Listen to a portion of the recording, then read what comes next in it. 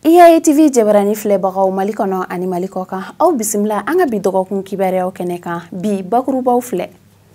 Mali kalanta san 2024 ani san 2025 o bɔra a dɔgɔkɔrɔ sanji barika bonyani kojugu fɛ jamana kɔnɔ sɔni aw bɛna walawalali sɔrɔ o ko kan ni dɔgɔkun kibaruya in na. Kɛnyɛrɛye baara hukumu kɔnɔna la Don Labu ye tile fila kalan kɛ Kayi sifinaka maa 10 kunna. Sɔni aw bɛna walawalali sɔrɔ o ko kan ni dɔgɔkun kibaruya in na. Walasa kunnafoniyaw ka cari l'impôt saraliko ɲuman kan. Kayi yɛrɛ marakafo ɲɛma ye wele bila Kayi kunnafonidilaw ma dɔgɔkun tɛmɛnen in na. Sɔni aw bɛna walawalali sɔrɔ o ko kan ni dɔgɔkun kibaruya in na. Ayaw bisimila kokura ka kɛɲɛ ni tiɲɛni fanga bonyani ye adamadenw kan. Mali walanta min kun kan ka kɛ Octobre kalo tile fɔlɔ san 2024 o bɔra dɔgɔkɔrɔ ni ka bila Novembre kalo tile 4 na san 2024 Kayi duguden dɔw bɛ u hakilina fɔ o ko kan an ka jɛ k'an ɲɛmada jɛ ka jaraka sɔrɔlenw na. Une semaine avant u tun bɛ se k'a fɔ ko école tɛ se ka taa. Mali kalanta kun bolodalen do ka bɛn Octobre kalo tile gale ma san 2024 nga o bɔra a dɔgɔkɔrɔ ka taa kalo kelen bonyango la ka a sababu kɛ sanji ye kasara do maa minnu kun olu caman dagayɔrɔw bɛnnen do kalansow kɔnɔna ma jamana kalanko minisiri ka fɔ la. Jamanaden dɔw y'u hakilina di an ma ni walanta in bɔli ma a dɔgɔkɔrɔ. Ne bolo juguman tɛ nin an bɛ ka duwawu de kɛ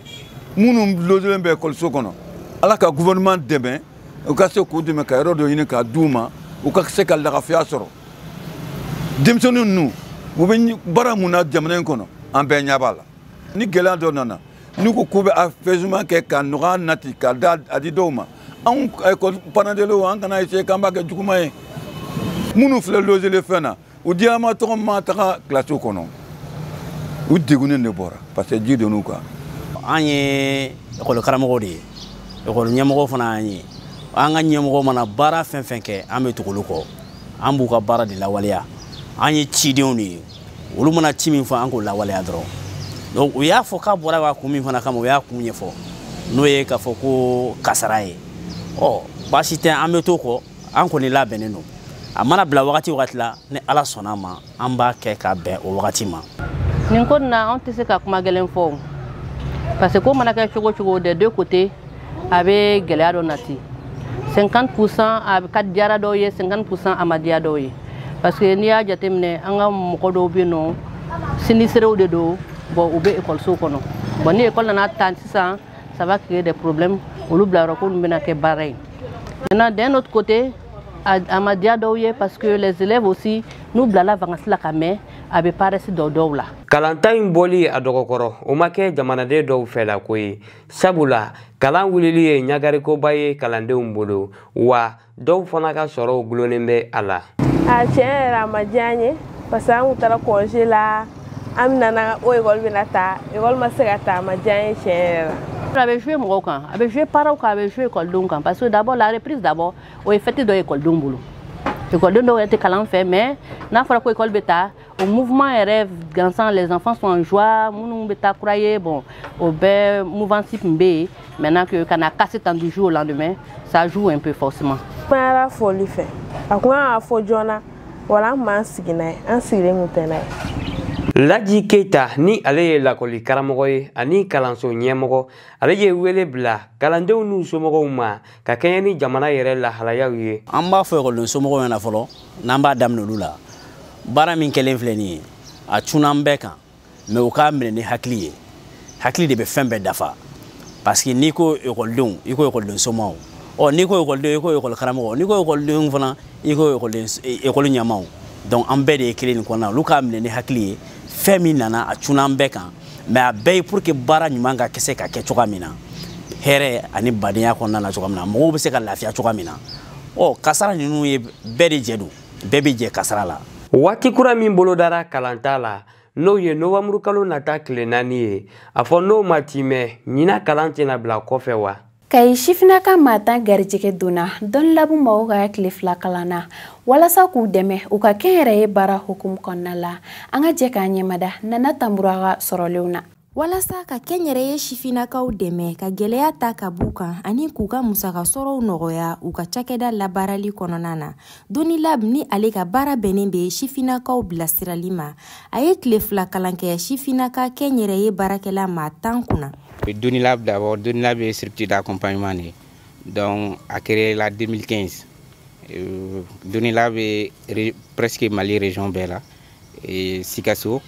Bamako, Mopti, Ségou, ani Kayen. Bon, Eb Flabambolo Fanakokan, mais Paris, France et également Abidjan. On a constaté que chaque jour, ou bien chaque programme, il y a des entrepreneurs de Chama plan d'affaires teke au boloka au TC montage de projets ni fona donc au jatemnen nake alors que montage de business plan et tout ça permet également qu'un financement soit auprès des banquiers quoi. Donc c'est dans ce cadre là on a décidé qu'à formation organisée quoi. Bon formation in comme a benya bala chokomna abi concerné plan d'affaires ou élaboration de là. Plan d'affaires début entrepreneur permettait à bas demain pour que casse ka baro tableau don ani à bas demain pour que casse ka financement soro donc ambi en aux formation de hukumuna nebe en donner la formation là et formation est basée sur élaboration du plan et barami entraîneur te se ka baraka koka imako bala wala saki ga bara damne ki ga bara latanye entrepreneuriat yɛrɛ tɛ taa kɔ kan. Ni tile 2 kalan min daminɛna sibiri ka taa kuncɛ karidon na septembre kalo tile 19 a bɛna kɛ sababu ye ka fɛɛrɛw boloda cogo min u ka cakɛdaw bɛ se ka yiriwa. Plan d'affaires yɛrɛ kɔr a bɛ taa sira jumɛn de fɛ pour que a bɛ se ka ɲɛ donc o kun fɔlɔ ye a sɛbɛn yɔrɔ fɔlɔ rédaction min tɛ waribɔma yɔrɔ ye n'i bɛna plan d'affaires kɛ i kan ka taa sugu dɔn i kan ka sugu ɲɛɲini o de ye plan d'affaires kɔr fɔlɔ ye parce que an y'a jateminɛ k'a fɔ kayi yan mɔgɔ caman i b'a sɔrɔ plan d'affaires caman minnu bɛ sɛ mara u caman ka sɛ mara plan d'affaires bɛɛ ye kelen mɔgɔ caman bɛ jɛgɛ mara i b'a sɔrɔ u ka jɛgɛ mara plan d'affaires bɛɛ ye kelen donc n'i bɛna fɛn kɛ il faut k'i ta ka kɛ réalité a ka réalité refléter kosɛbɛ donc ka plan d'affaires ninnu lajɛ a kun fɔlɔ i bɛna enquête min kɛ terrain na participants ka se k'o dɔn i kan ka enquête minnu kɛ i kan ka taa sugu kɔnɔ i kan ka sugu ɲɛɲini i kan ka fɛn minnu dɔn sugu kɔnɔna na a kun fɔlɔ don fɔlɔ o ye u ka se k'o dɔn don filanan o ye partie financière ye n'i yɛrɛ bɛna plan d'affaires kɛ i kan k'a dɔn i bɛna baara min kɛ i bɛna wari hakɛ joli de don a la i bɛna joli de sɔrɔ a la e kan ka dépense jumɛn de kɛ donc k'a lajɛ n'a bɛ ɲɛ i bolo ou bien n'a tɛ ɲɛ i bolo parce que plan d'affaires kun belebele y'o de ye e bɛna baara min daminɛ est ce que a bɛ ɲɛ i bolo est ce que a tɛ ɲɛ i bolo n'a t'i ɲɛ fana i kan ka mun de kɛ pour que k'a sanse a bɛ se ka ɲɛ cogo min na. Comme n y'a fɔ cogo min na entrepreneuriat tɛ taa élaboration du plan f'i k'o dɔn ko u y'o kɛcogo caman ɲɛfɔ an ɲɛna a sigicogo i kan ka baara minnu kɛ walasa k'a lawaleya sugu dɔɔninw b'o la fɛn caman b'o la entrepreneuriat tɛ taa fɛn mun kɔ dɔrɔn o caman b'a la an y'o kɛ n y'o faamu ni ani fana bi ko i b'i ka investissement kɛ cogo min na u b'a dir'i ma i kan ka investi cogo min na walasa ka basigi bolo ka taa ɲɛ n y'olu fana caman faamu. Maa minnu garisigɛra ni tile 2 kalan in na u ye waleɲuman dɔ foli kɛ ka ɲɛsin nin ko in labɛnbaw ma ani u ye laɲini kɛ cogo min ni ɲɔgɔnna bɛ se ka caya. Bon n bɛ formateur ninnu fo kosɛbɛ u cɛ u ka baara la n'u ka timinandiya vu que kalan kɔni mɔgɔ min b'i kalan i t'o tigi sara sɔrɔ donc n ka foli belebeleba b'u ye Doni Lab n'a ka baarakɛden bɛɛ lajɛlen. An kɔni an b'a ɲini partenaire fɛ n'o ye Doni Lab ye a ka se ka formation in ka a caya kosɛbɛ sabula an ye tile 2 baara de kɛ bon tuma dɔw la i b'a sɔrɔ baara in ka girin a ma mais u k'a lajɛ ni a ɲɔgɔnna wɛrɛw bɛ se ka sɔrɔ hali ni a kɛra an ka baaraw yɛrɛ an bɛ ka baara kɛ fɛn minnu na i n'a fɔ sɛ mara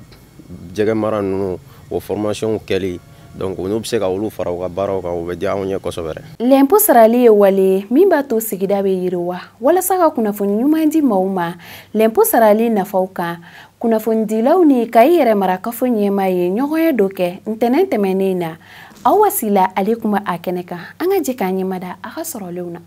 Tɛnɛndon septembre kalo tile 30 san 2024 Kayi yɛrɛ marakafo ɲɛma ni ale ye Adama Gindo ye ani a ka lasigidenw ye kunnafoni lasebaaw wele walasa ka kuma falen kɛ Kayi mairie bɛ se ka sigida baaraw kɛ cogoya min na nɔgɔya kɔnɔ.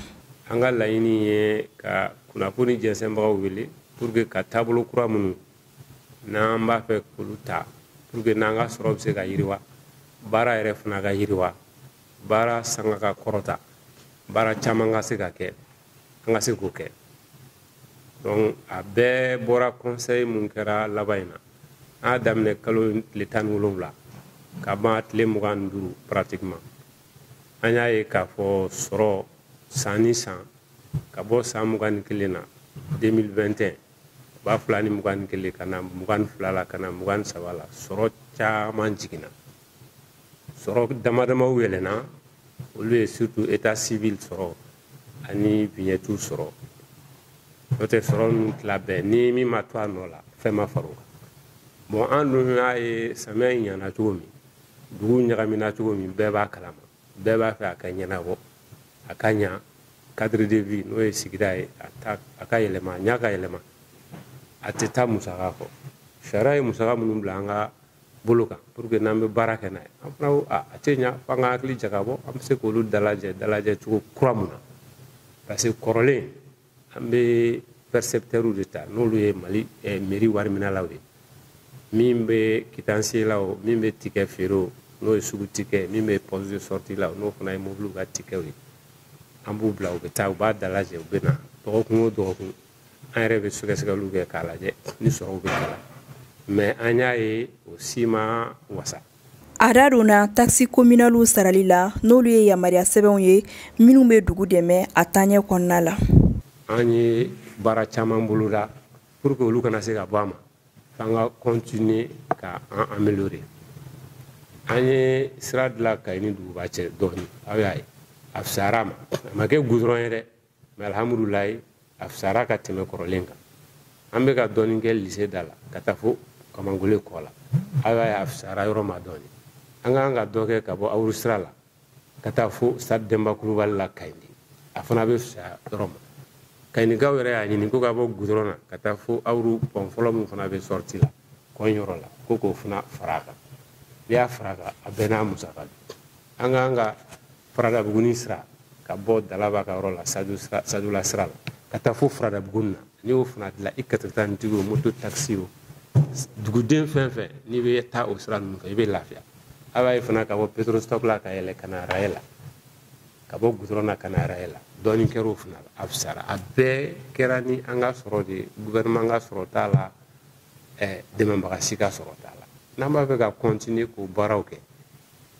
f'an ka continuer ka sɔrɔ ninnu dalajɛ.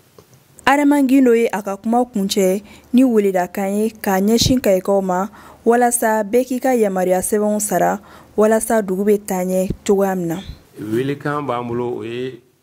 n'an taara ɲininkaliw ni sɛgɛsɛgɛliw la a k'a sɔrɔ mɔgɔw ka sɛbɛnw b'u bolo u ka sɔn fana ɲininkali ni sɛgɛsɛgɛli ninnu ka kɛ nɔgɔya la hali ni sɛbɛn t'i bolo ni k'a sɔrɔ i ni percepteurs de y'a arrangé i bɛ rappeler dɔrɔn i b'a sara dɔɔni dɔɔni fo ka s'a dan na parce que hali n'i sigiyɔrɔ bila n'an taara bi n'an bɛ sɔrɔ yen sini an bɛ na tuguni sinikɛnɛ ainsi de suite donc a kɛra cogo o cogo an n'i na bɛn don dɔ la n'an n'i bɛnna i bɛ obligé k'a sara an b'a f'u ye fana n'i y'a sara i jɔ i jɔyɔrɔ la parce que hali silamɛya la ni bɛnkan kɛra dɔrɔn ni mɔgɔ min m'a kɛ i ye janfa kɛ o. Hakilila jiginna ni kuma falen ni kun ye ka dugudenw bɛɛ lajɛlen kunnafoniya l'impôt sarali la san kɔnɔ min bɛ mairie dɛmɛ a ka baara kɛcogoya ɲuman na sabula dugu bɛ jɔ ni dugudenw bɛɛ lajɛlen wɔsi de ye. Ni kunnafoni damadɔ in de bɛ dansigi kɛ an ka bi dɔgɔkun kibaruyaw la aw ni ce aw ka ɲɛmadɛliw la EITV tele min b'aw dɛmɛ ni k'aw ka laɲiniw sabati aw k'an bɛn diɲɛ waati wɛrɛ.